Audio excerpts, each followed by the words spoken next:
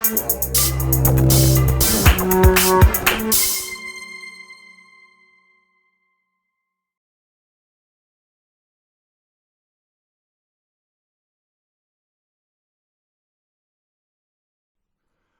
so this time, instead of starting with a technique, let's start with an idea, which is what happens if we combine rise with open.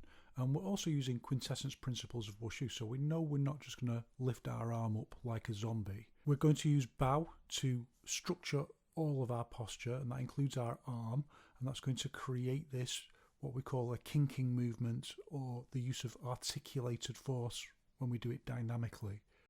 So again, I hope no one spotted me doing this in the woods. We don't want to be like a robot like that. We want to be like a robot like this. Using rise and open and lifting up into this articulated posture like that with the bent arm. And there's a couple of reasons why we want to do this. One, it creates more volume, and through the articulated movement we can get more far li into that, and it creates a little bit of extra strength from that joint. But also, like a bridge, it's a more tensile structure. It has greater strength to it than just a straight arm. And that's also important because unlike the clothesline strikes that we've just looked at, this posture is equally useful for push hands as it is for sparring.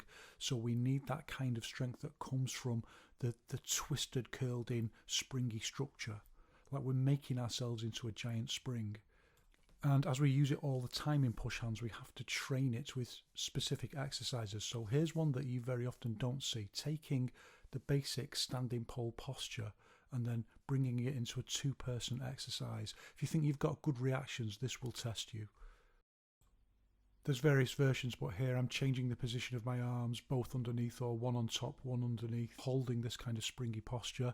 Do some lead hand, some backhand, and what I have to do is the moment my opponent gives me a little bit of energy, I've got to try and react to that. So I've got to maintain the strength of that posture. And then so we don't fall into this silliness of thinking that just because you push someone a little bit, that's some kind of awesome achievement. It's going to win you a fight. We have a few seconds, a few punches. We say about 4 or 5 seconds of exchange after the initial movement. And this transforms it from being just a strong, springy structure into being a reactive structure. And this is one of the meanings of when he moves, I've already moved, because I'm halfway along my movement already just by holding the structure in that kind of springy tension. I'm already moving, so when he moves I just react very, very fast. So it's perfectly possible to have reactions develop to this level. My coach's reactions were faster than this, but for all the humbug that's talked about storing force, this is what it really means at an advanced level. And then in more conventional or semi-conventional versions of push hands, I'll use the spiraling motion to change the articulation, the way the articulation is stacked. So I'll disappear at the wrist, I'll strengthen and oppose at the elbow and so on, just to test my opponent's structure, see how he responds and see what I can take advantage of. So this is what we call listening, but good listening isn't just about being reactive, it's about being inquisitive, listening, testing, seeing where you can make a gain.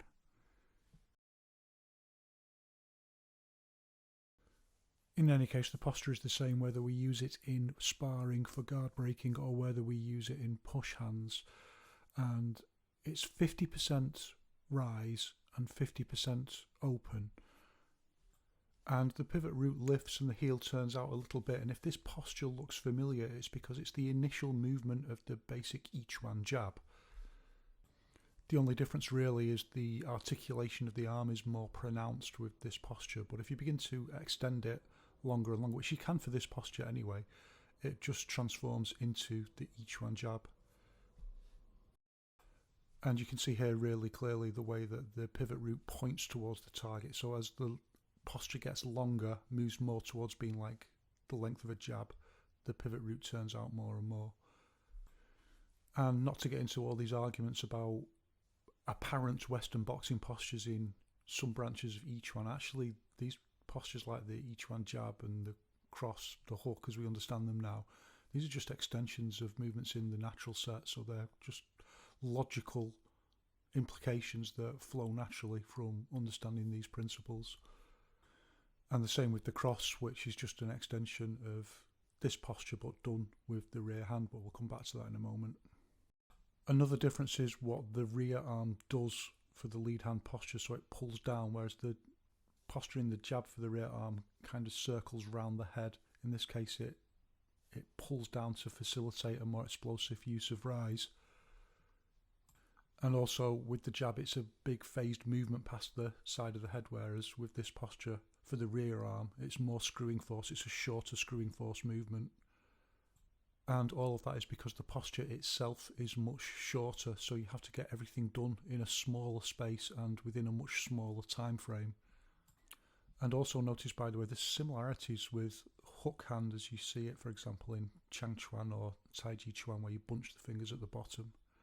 But to be fair, if I was going to do this posture just with full power, I'd just make a fist at the end to solidify the posture. I'd only kind of hook hand it if I was doing push hands or something like that.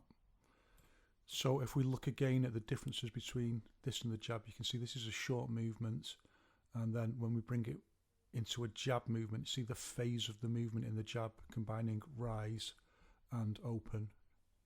And that's why we began by looking at the Buddha's judgment strikes and related strikes, because they use the contexts in a really big, easy to understand way. And that's the same reason we very often start with, for example, the Yiquan jab when learning techniques. Those basic punches also use the context in a really easy to understand way, but now we have to use our cultivation to finesse and make them smaller. And if we now change from the lead hand to the rear hand, it's a very similar thing, very similar to the cross. But again, a foreshortened movement. This time we're using close, and we're not using close and sink, we're using close and rise, just like we do with the cross. And we're using the pivot root from the rear foot, which again points exactly at the target, just like it does with the cross, so it's foreshortened as well. And the thing to notice here is how we combine the use of screwing force and articulated force together to create this really tensile, strong structure, get loads more volume in and loads more Farley into the posture. Again, with the rear hand, look how with the cross we use a big phased movement, hand comes up high past the head, but when we change it to this posture, which by the way, lead hand or rear hand is called lifting the veil, when we change it to the lifting the veil posture, everything is foreshortened, and of course the hip point is going up, it's not going out as it does with a punch. So it's virtually the same posture, both using close and rise, but one is skewed forwards and one is skewed upwards to the lock point, and one is phased back from the lock point, whereas the other one is just hit and stop. And to contextualise this, let's have a little bit of a quote from Wang Xiangjai. He's talking about a slightly different technique, but the principles that he's talking about apply exactly with every technique that we're looking at that uses, for example, lifting and sinking. So Wang Xiangjai says, lifting and sinking, storing and releasing, these are the principles of Da Chen Chuan. Breaking away is about intercepting the opponent's attack and redirecting their force. According to biomechanics, the force used to break away is equivalent to the mechanical force generated when an object is in motion. It possesses three characteristics: weight, direction, and point of impact. The purpose of breaking away is to nullify the opponent's force, focusing on the impact's characteristics. Lifting intercepts from above, while sinking resists from below, contending with the force, using the ground's reaction force to generate a lifting sensation. This is called lifting.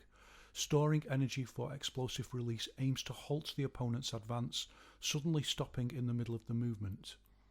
This is sinking. Lifting and sinking are cyclical forces, with lifting being the beginning of sinking and sinking leading to lifting.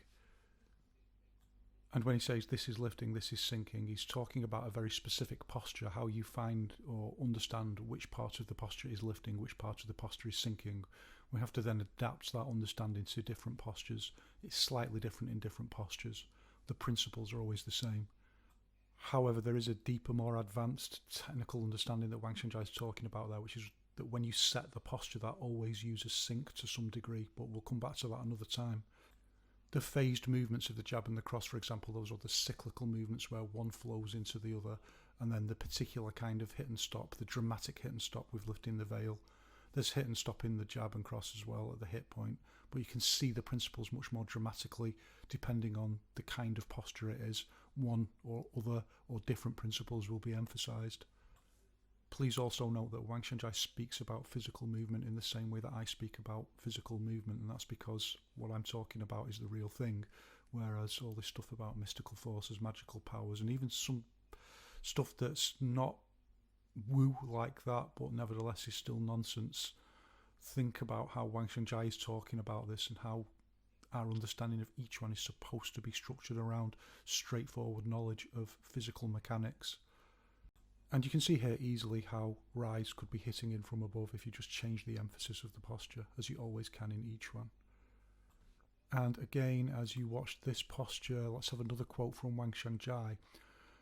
Forces cannot be used in isolation, nor is it practically possible to do so. Attempting to use them separately would undermine their equal distribution and lead to partial and one-sided techniques. These forces must be integrated and often harnessed through the opponent's force to generate effective power. So what I want to emphasise out of that is using everything integrated. You can just use the arm if you absolutely have to, but we try our best to unify the whole structure into the same movement. So again, Wang Shangjai says, a single movement of a finger should activate all parts of the body. Even the tiniest application of force should be evenly distributed. The intention extends throughout the entire body, and the magnitude of force is irrelevant to its subtlety. Moreover, the body should not become rigid or strained when applying force. If there is any rigidity, the applied force will break through the body, and the force will not remain evenly distributed. And these are all concepts that I've been exploring and explaining and demonstrating in depth throughout the series. And I know sometimes the lock point can look quite rigid, but remember that in practical reality, that's so we can transmit force at the hit point. It has to be rigid just like for a tiny split second, not rigid, not tensing up the whole structure, but it's got to be able to transmit the force that we generate, the kinetic force. But it always looks like a longer posture when we do it like this, just holding up to the lock point. Each one is full of contradictions, as we know. But this is how you practice it nice and slow, and then you start bringing in the power, start bringing in the Farley up to the hit and stop point. Not full power at first, just getting the feeling, making sure that every part of the posture is correct. It's much better to do it like this, not at full power, and then bring it into a more powerful movement later. From this angle, notice how I'm leaning back a little bit to emphasise the rise, so it creates a little bit of a compression set, and then leaning forward a little bit with the rear hand version. And that of course creates a little bit more volume in the posture. Compression set on the rear leg and for the lead hand, or on the front leg for the rear hand. That helps to transmit the force a little bit better. And it's a good example of how different contexts contain each other. So rise contains sink and sink contains rise in this example.